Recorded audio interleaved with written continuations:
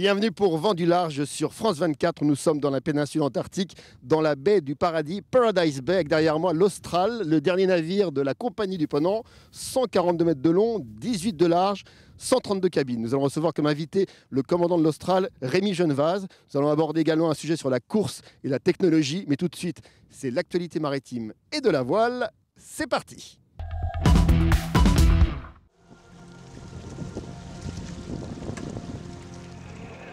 Rendez-vous incontournable de la Trinité-sur-Mer, le SPI Ouest France marque le début de la saison nautique pour tous les passionnés de la voile en monotype. Organisé par une société nautique dynamique et ambitieuse, l'événement a rassemblé cette année encore pas moins de 450 bateaux et près de 3000 marins.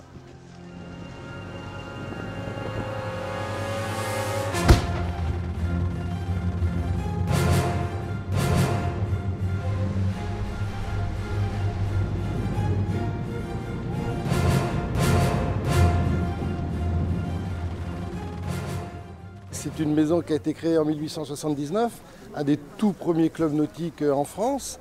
Et puis, depuis, elle marque sa tradition, elle marque par tout ce qu'elle peut faire sur l'eau. Tous les ans, un petit peu de remise en cause, parce qu'on est bien obligé d'évoluer en fonction de ce que l'on va trouver. Mais c'est une machine qui est bien huilée depuis 34 ans, et donc non, ça marche bien. Je n'avais jamais vu autant de J80 avant. En Angleterre, on est en général une trentaine, et quand on vient ici, on est plus de 120, c'est fantastique.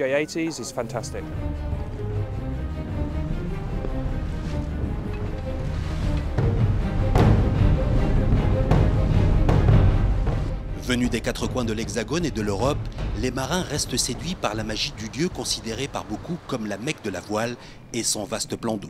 Sans oublier un savant mélange entre amateurs éclairés et professionnels aguerris qui viennent peaufiner leurs armes avant les échéances estivales. C'est la première grosse épreuve de la rentrée, donc ça permet quand même de valider un petit peu tous les choix techniques qui ont été faits cet hiver, tout le travail d'entraînement et tout ça, toute la coordination d'équipage. Donc c'est un gros test de rentrée. Et donc c'est une épreuve intéressante pour attaquer la suite de la saison. Là, il y avait des conditions qui étaient magnifiques, conditions magnifiques et des bateaux qui sont vraiment superbes, et ça je le dis depuis 10 ans.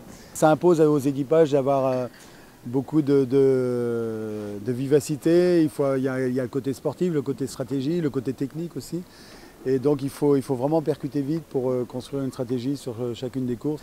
Un passage incontournable de l'année où, quoi qu'il arrive, c'est sympa d'être là, qu'on ait des objectifs sportifs ou non. L'objectif, c'est d'être là, d'être sur l'eau, de faire partie de la grande kermesse et de faire du bateau, quoi.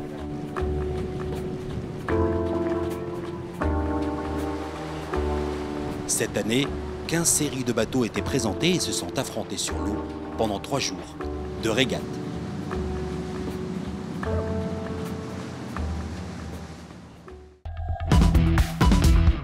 Voilà, on se retrouve à l'intérieur de la passerelle de l'Austral, le dernier navire de la Compagnie du Ponant, avec à mes côtés notre invité Rémi Genevaz, le commandant de l'Austral. Comment ça se passe une croisière expédition?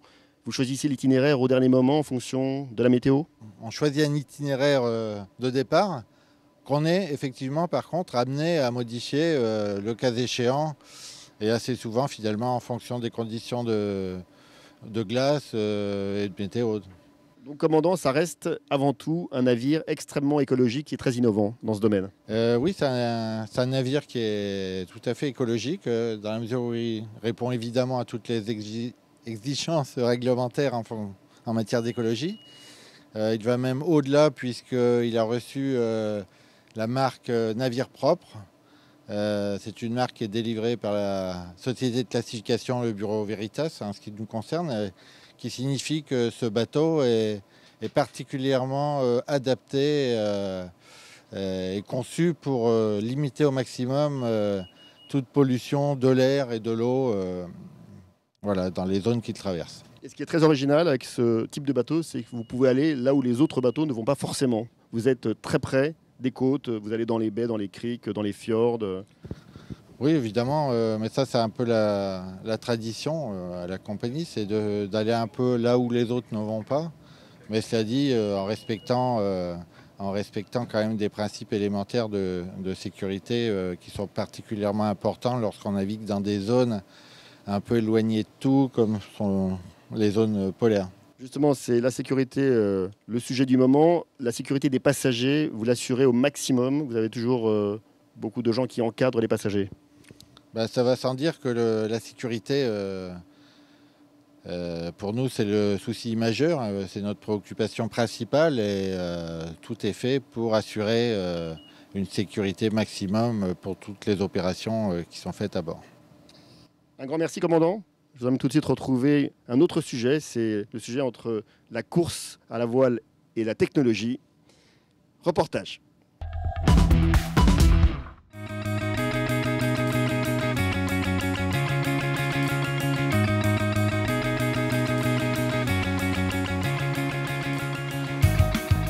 Tous ces bateaux ont un point commun. Ils sont tous issus de la Sailing Valley où sont concentrées toutes les technologies du nautisme.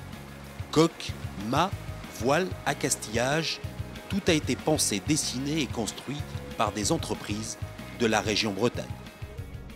Culturellement, on a une tradition de course au large ici. C'est un pan de l'industrie et il y a une filière nautique qui a été développée en termes économiques. Ça crée des emplois, ça crée de la compétence, ça crée une notoriété internationale.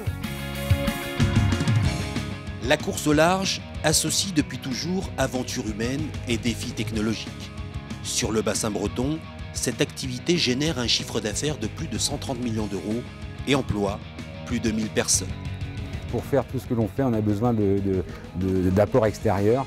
Alors sur l'aérodynamique, sur les mécaniques des fluides, sur les matériaux, sur les carbones, sur les efforts, sur les modélisations de bateaux. Donc effectivement, d'avoir tout un tissu en Bretagne, c'est très important pour nous.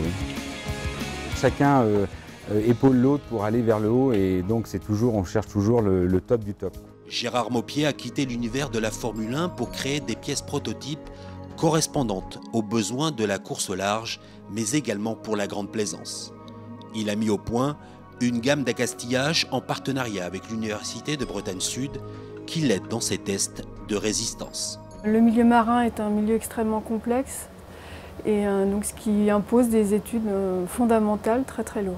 Donc rencontrer des industriels est toujours intéressant pour nous, de façon à mieux comprendre leurs problèmes, mieux comprendre leur cahier des charges, pour mieux répondre après à leurs besoins. Il y a en Bretagne une trentaine de chantiers navals spécialisés dans la course large qui lorgnent également de plus en plus du côté de la plaisance pour toucher d'autres marchés en pleine évolution. Cette dynamique de la Sailing Valley touche également les organisateurs d'événements nautiques comme ceux de la Volvo Ocean Race qui ont choisi l'Orient comme ville-étape de leur course. Une juste reconnaissance des compétences et du savoir-faire d'une région qui n'a jamais tourné le dos à la mer. Voilà, c'est la fin de Vent du Large et on se retrouve sur le pont 6 de l'Austral, navire de la compagnie du Ponant. À mes côtés, Yann Lebellec, vous êtes officier sécurité à bord de ce bateau, donc vous êtes souvent dans la passerelle. Naviguer dans ce décor de rêve, dans les glaces, les growlers, les morceaux d'iceberg, c'est une technique très particulière. Oui, voilà, c'est une navigation qui demande beaucoup d'attention, une veille très attentive et on ne doit rien taper, ni growler, ni iceberg, ni bout de banquise. On doit passer entre. Un grand merci Yann, on se retrouve très vite pour Vent du Large sur France 24 pour de nouvelles aventures. Au revoir.